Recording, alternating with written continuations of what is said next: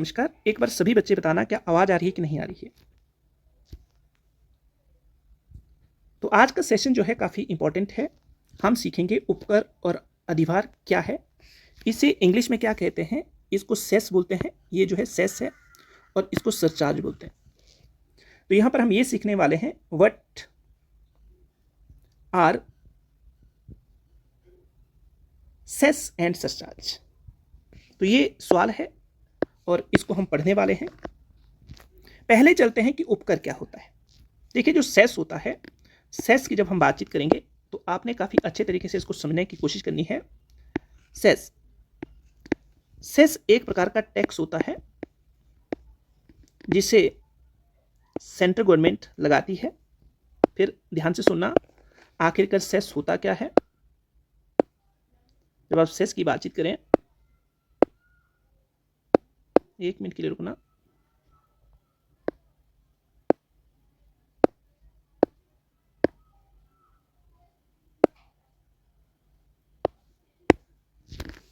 कि जो उपकर होता है, उपकर क्या होता है। उपकर की जब आप बातचीत करेंगे, एक प्रकार का कर है जिसे केंद्र सरकार लगाती है, और इस कर को केंद्र सरकार विशेष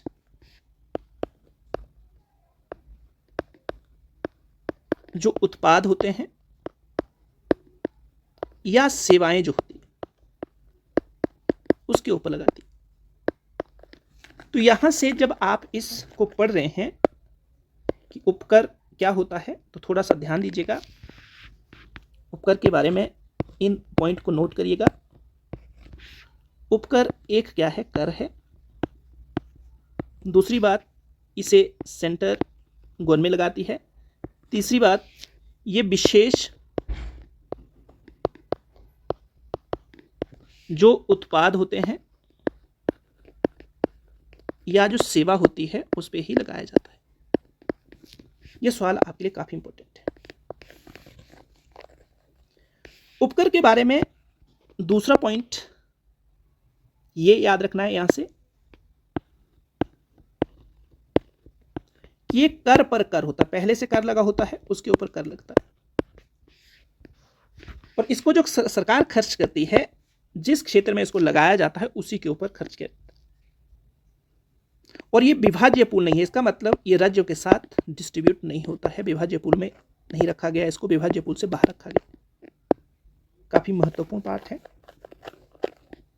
अब आइए यहां पर इसको देखिए एक बार कि जो उपकर होता है एक प्रकार का कर है। एक प्रकार का क्या है, कर है, जो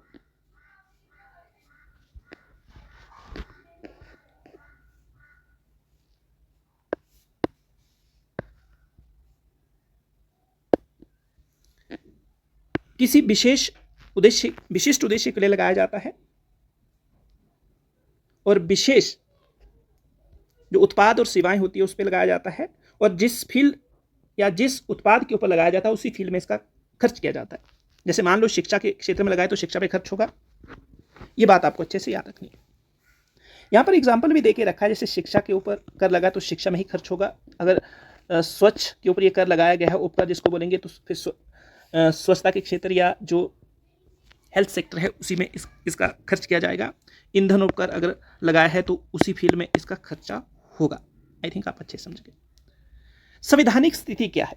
अगर आप संवैधानिक स्थिति की बातचीत करें तो जो संविधान में स्टेटस मिलकर रखा है या कहां पर इसका विवरण करके रखा है, तो संवैधानिक जो स्टेटस है इसको पढ़िएगा। अनुच्छेद 270 में इसका विवरण करके रखा है। और ये विभाज्य पूल क्या होता है। अगर मान लो सेंटर ने ये टैक्स लगाया है तो क्या स्टेट के साथ इसका डिस्ट्रीब्यूशन होगा, शेयर किया जाएगा? नहीं, ऐसा नहीं होता। तो आर्टिकल 270 को आप पढ़ सकते हैं, उसमें वर्णन करके रखा है। और उपकरों को संविधान के अनुच्छेद 277 और अनुच्छेद 270 में यह भी लिखा है, इन आर्टिकल में ये मेंशन करके रखा है कि अगर सेंटर चाहता है तो ऐसा किया जा सकता है। इनकी डिस्ट्रीब्यूशन किया जा सकता है, शेयर किया जा सकता है। तो आई थिंक आप अच्छे से समझ गए, काफी इंपॉर्टेंट है। आगे चलिए, नेक्स्ट जो पार्ट है अधिभार, जिसको सरचार्ज बोलते हैं, ये क्या होता है। पहले यहां पर समझ लीजिए कि ये जो अधिभार है ये क्या है।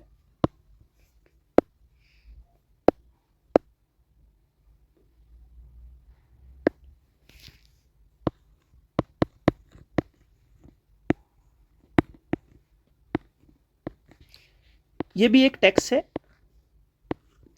ये भी टैक्स ऑन टैक्स लगता है, मींस टैक्स ऑन टैक्स लगता है, कर के ऊपर कर लगेगा। इसे सेंट्रल गवर्नमेंट लगाती है और ये उच्च वर्ग या कुछ विशेष कंपनियों के ऊपर लगता है जिनकी आय काफी ज्यादा होती। तो आई थिंक आप अच्छे समझ गए कि ये क्या है। थोड़ा सा ध्यान देना कि जो अधिभार है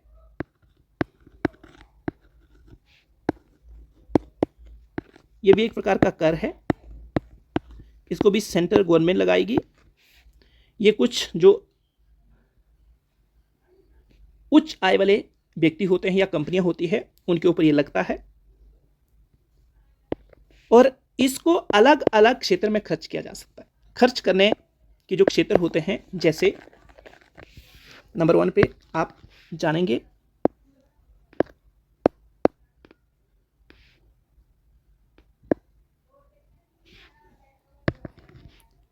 समाज के उत्थान के लिए, नंबर 2 पे जन कल्याण के लिए, नंबर 3 समानता को स्थापित करने के लिए,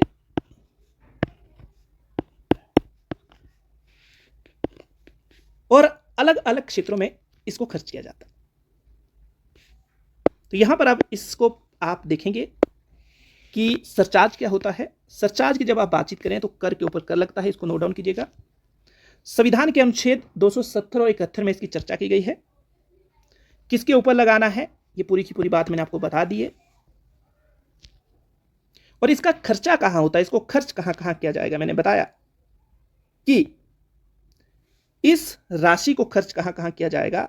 समाज में समानता स्थापित करनी है, असमानता को खत्म करना है, और सरकार के जो विशेष प्रोग्राम होते हैं जैसे इंफ्रास्ट्रक्चर को सेटअप करना, समाज के अंदर जो वेलफेयर प्रोग्राम है उसको डेवलप करने के लिए, और सरकार की जो गतिविधियां हैं उसको चलाए रखने के लिए इस सरचार्ज का प्रयोग किया जाता है। आई थिंक आप अच्छे समझ गए, कोई दिक्कत नहीं होगी।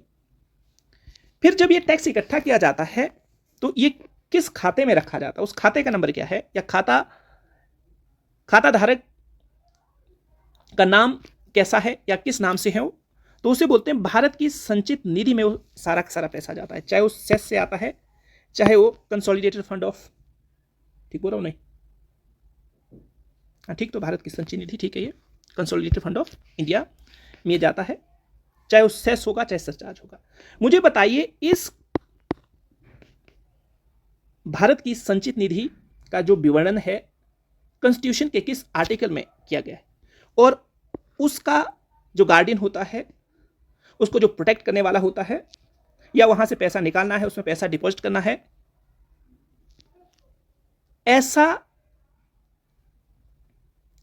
करने के लिए किसकी परमिशन लेनी पड़ती है, या उसका सुरक्षा गार्ड किसे माना गया है, भारत की संचित निधि का, ये आप मुझे बता। तो सारा का सारा पैसा यहां जाता है और फिर अलग अलग तरीकों से इसे खर्च किया जाता है। तो आई थिंक आप अच्छे से समझ गए। करीब आपको लेक्चर अच्छा लगा तो लाइक कीजिएगा, शेयर कीजिएगा, नए हैं चैनल पर तो चैनल को सब्सक्राइब कीजिएगा, अपने दोस्तों के साथ शेयर कीजिएगा। धन्यवाद, जय हिंद।